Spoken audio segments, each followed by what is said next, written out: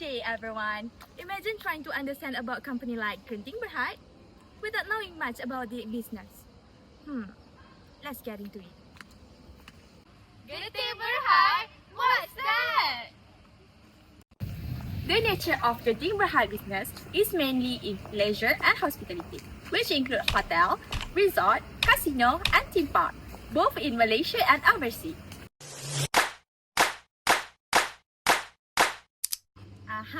This standard helps investors and other users of financial statement to understand the different part of performing company rather than viewing the company as a whole. In a simple term, FAR570 said that if the company has a different type of business or operation, it must disclose the financial result of each major segment separately, in the same way that top management review them. The Chief Operating Decision Maker (CODM) of Genting Berhad is Datuk Sri Lee Chong-yan, who serves as a President and Executive Director. Meanwhile, for Malaysia Smelting Cooperating Berhad, the CODM is Mr. Yap Seng Chong, who serves as Independent and Non-Executive Director. There are two types of segmental reports, which are business segments and also geographical segments. For business segments, an example is from Genting Berhad. From their 2024 annual report, the main business activities is leisure and hospitality, which collect revenue at 10.7 billion ringgit. Meanwhile, the other segments, which is properties and investment and others, which total collected revenue around 11 billion ringgit. For geographical segments, an example from Petronas Berhad.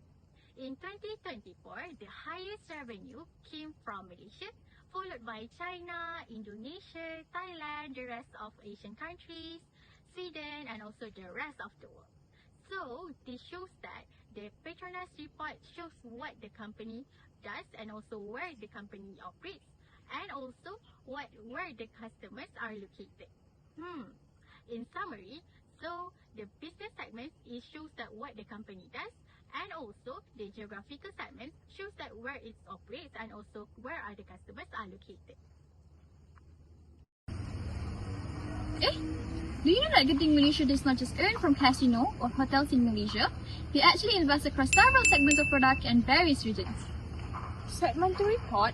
What's that for? Well, they actually provide two key benefits for financial statement user. Wanna know what? Let's go! First, it helps investor and analysts understand performance difference across business area. For example, Genting's leisure and hospitality segments continues to generate the majority of its revenue, mainly from resort work Genting and its international casinos. This allows users to see where most profits are actually coming from and how each segment performs under different economic conditions. Without this breakdown, users will not be able to access whether Genting's earning growth is driven by its core tourism business or other venture. Secondly, segmental reporting improves risk assessment and decision making for stakeholders. For example, in Genting's report, under investment and others, the company actually disclosed that it invests in oil and gas, power generation, and biotechnology. Well, this is particularly interesting because it shows how Genting diversifies beyond the leisure industry to balance cyclical risks. When tourism revenue declines, return from the oil and gas sector can offset potential losses, giving investors a clear view of Genting's risk diversification strategy.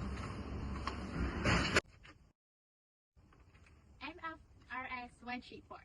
This standard explains how companies should prepare and present financial statements for periods shorter than a full year, like semi-annual or quarterly.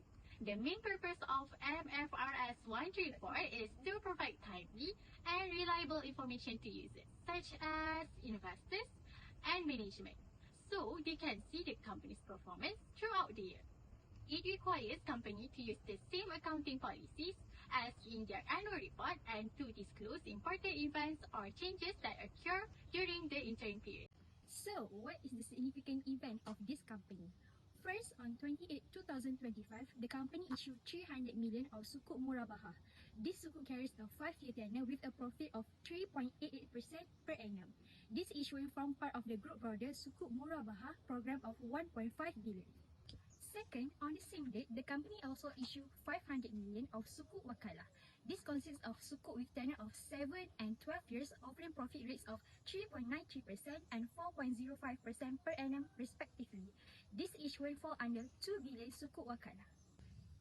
Finally, on 5 June 2025, the company redeemed 1 billion of Sukuk Murabaha that had been originally issued in 2015.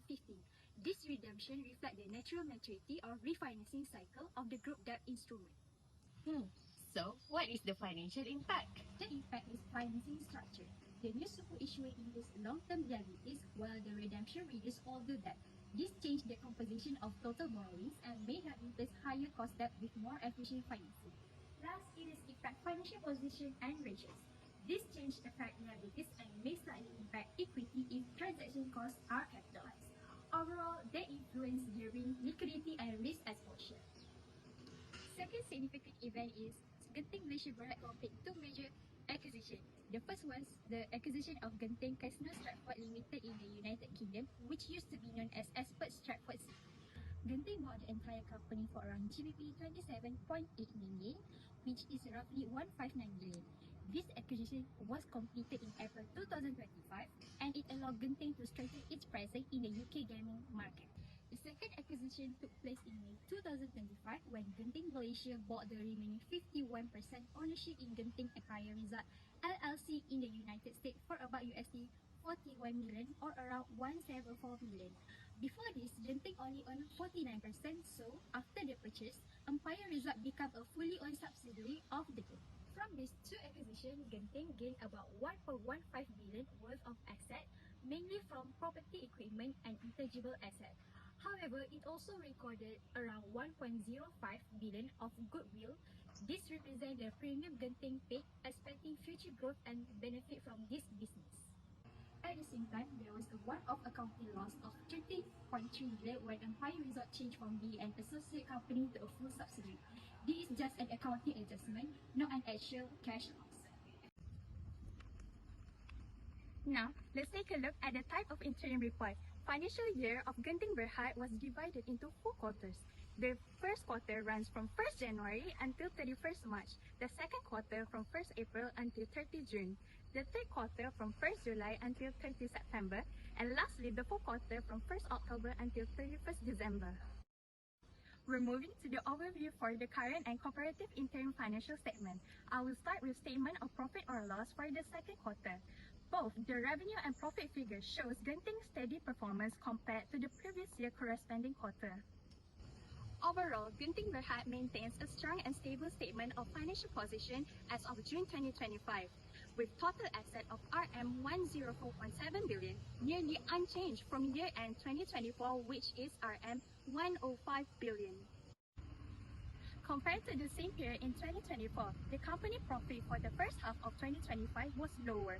As a result, the company's total comprehensive income is RM 122 million for 2025, down from RM 1.8 billion in 2024. Turning to Genting Berhad's cash flow, while the company's operating cash flow remains strong at RM 2.82 billion in current year, it is lower than the RM 3.67 billion generated in the same period last year.